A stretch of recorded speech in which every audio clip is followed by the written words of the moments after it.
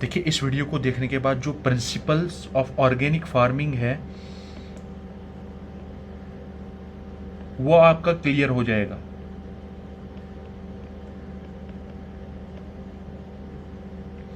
Organic farming के जो पहला प्रिंसिपल होता है इसका, देखिए, जब IFOAM international federation on organic agriculture and movement, international federation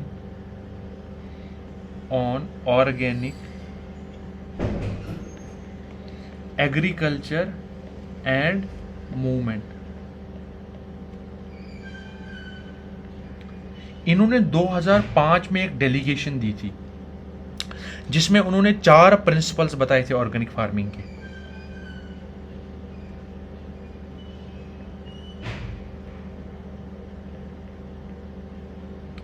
इन्होंने क्या कहा था? इन्होंने इस पहला प्रिंसिपल जो बोला था वो बोला था प्रिंसिपल ऑफ हेल्थ।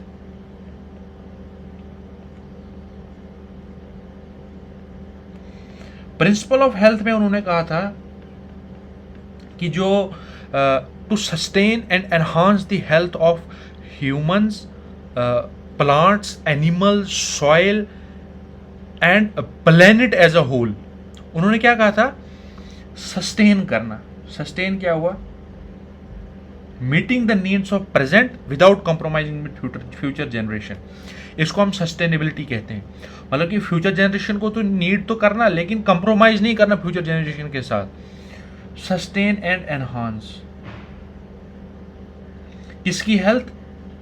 सॉइल की हेल्थ। सॉइल की फिजिकल प्रॉपर्टीज ना डिस्ट्रॉय हो जाएं, सॉइल की chemical properties, cation exchange capacity, bulk density, उसका जो फिजिकल स्ट्रक्चर है वो डिस्ट्रॉय ना हो जाए, उसको एनहांस करना। Soil, plant, animal and humans as a whole.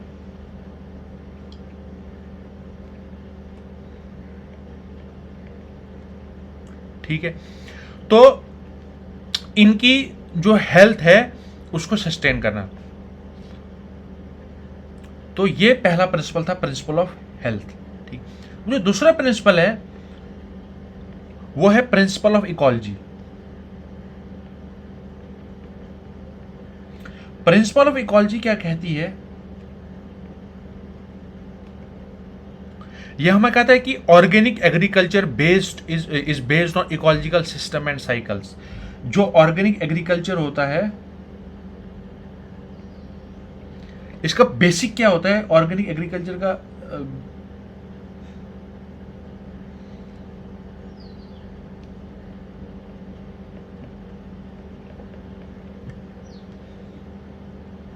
Ecological system and cycles. Ecological system क्या हुआ? ये मतलब कि सस्टेन करना और एनहांस करना। क्या? Sustain and enhance the ecosystem and environment. Ecosystem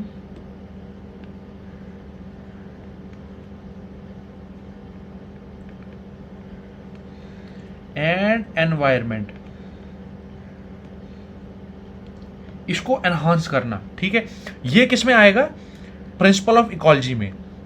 जैसे अब इकोसिस्टम और एनवायरनमेंट को किस तरीके से हम इसकी एनहांस कर सकते हैं और सस्टेन कर सकते हैं? रिसाइकलिंग के साथ।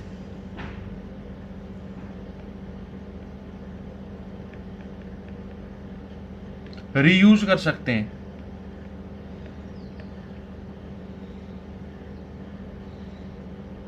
और मैनेजमेंट कर सकते हैं। किनकी? जो हम इनपुट्स यूज करते हैं अपनी फील्ड में। ठीक है, और फार्मिंग सिस्टम मतलब कि जैसे हम क्या कहते हैं इसको, जो फार्मिंग सिस्टम सिलेक्शन करना फार्मिंग सिस्टम की।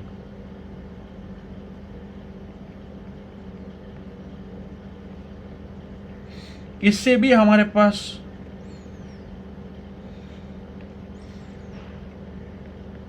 जो ये एनवायरनमेंट होगा, इकोसिस्टम होगा, वो एनहांस होगा, सस्टेन होगा। तो ये था प्रिंसिपल ऑफ इकोलॉजी, जो कि कहता है organic agriculture should be based on ecological system and cycles. तो ये दूसरा प्रिंसिपल था। जो तीसरा प्रिंसिपल है वो है ये दो प्रिंसिपल आ गए हमारे पास। तीसरा प्रिंसिपल हमारे पास कहता है principle of fairness.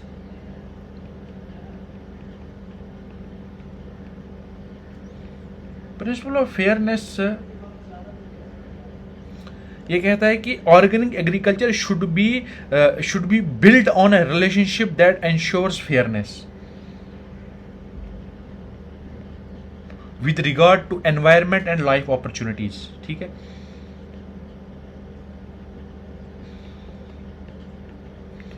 Organic agriculture को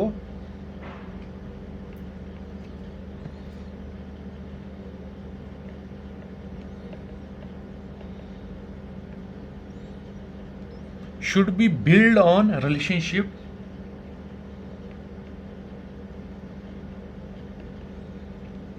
that ensures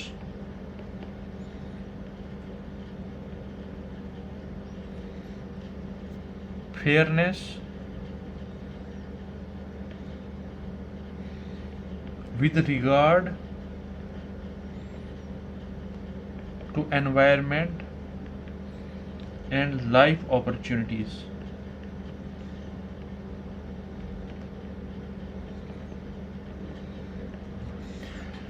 इसका क्या मतलब हुआ? Production of quality food, sufficient quantity of quality food. ठीक है, इसका यही मतलब वो प्रिंसिपल ऑफ फेयरनेस का कि एक रिलेशनशिप बिल्ड होना चाहिए एनवायरनमेंट और लाइफ अपॉर्चुनिटीज के बीच में। एनवायरनमेंट को कि क्या का मतलब क्या हुआ? एनवायरनमेंट को हुआ कि क्वालिटी फूड, क्वालिटी फूड तो लाइफ अपॉर्चुनिटीज में क्या आता है? Sufficient quantity. Sufficient quantity of quality food, एक फेयरनेस आ जाती है दोनों के बीच में। हमारे पास एक तो मतलब फेयरनेस भी रहती है और ऊपर से जो ये sufficient quantity of quality food, इसको मैं लिखता हूँ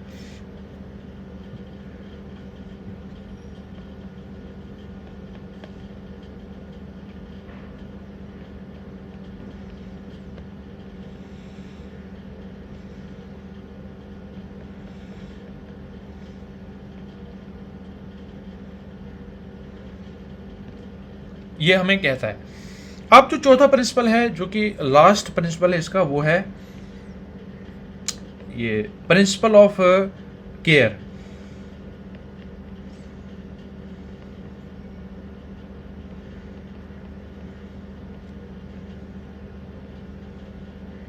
प्रिंसिपल ऑफ केयर हमें कहता है कि जब मतलब organic agriculture should be managed in precautionary and responsible manner.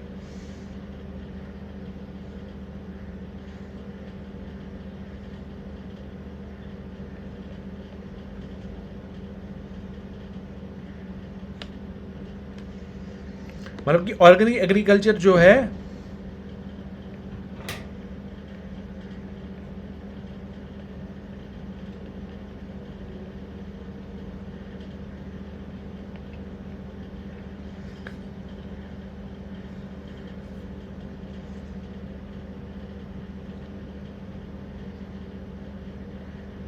इसको प्रिकॉशनरी और रिस्पॉन्सिबल मैनर में मतलब हमें इसको मतलब कि अगर किसी में रिस्क है तो उसको रिजेक्ट कर देना है। प्रिकॉशनरी का मतलब क्या हुआ कि अगर किसी में हमें कोई ऐसे प्रैक्टिस में जो हम कर रहे हैं अपनी फील्ड में, अगर उसमें रिस्क है तो उसको रिजेक्ट कर देना है।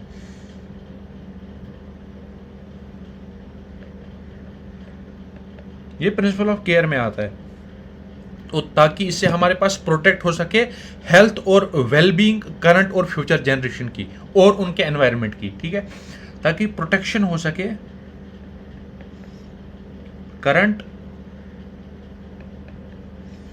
And future generation and their environment.